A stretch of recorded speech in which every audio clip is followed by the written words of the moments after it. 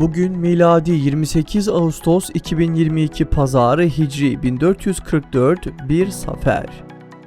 Günün ayeti: bunun üzerine duasına icabet ettik ve onu üzüntüden kurtardık.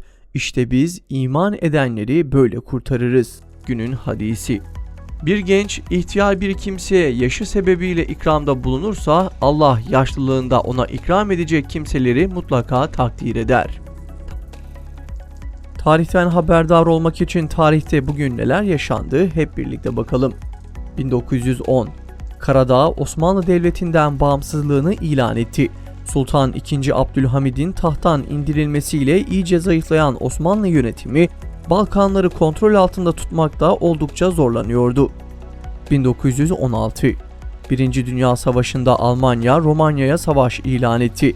Aynı gün İtalya'nın da Almanya'ya savaş ilan etmesiyle Osmanlı'nın müttefiki olan Almanya birçok cephede savaşmak zorunda kalmıştı. 1974 Keban Barajı ve hidroelektrik santrali elektrik üretmeye başladı. Keban Baraj Gölü Türkiye'nin Atatürk Baraj Gölü'nden sonra en büyük yapay gölüdür. 1980 Türkiye, Siyonist işgalcilerin Kudüs'ü başkent olarak ilan etmesini protesto etti ve Kudüs'teki başkonsolosluğunu kapatma kararı aldı. Siyonistler bütün dünyayı olduğu gibi Türkiye'yi de ikna edecek ve Kudüs, Siyonizmin başkenti olarak hem Türkiye hem de belli başlı birkaç ülke haricinde dünya tarafından tanınacaktı. 1987 Ankara'da Kocatepe Camii ibadete açıldı. Yapımı 20 yılda tamamlanan Kocatepe Camii Başbakan Turgut Özal tarafından açıldı. Mimar Sinan'ın geliştirdiği mimari üsluba bağlı kalınarak inşa edilen Kocatepe Camii'nin ana mekanı, 4 fil ayağı üzerine oturulan bir merkezi kubbe ile 4 yarım kubbeden oluşur.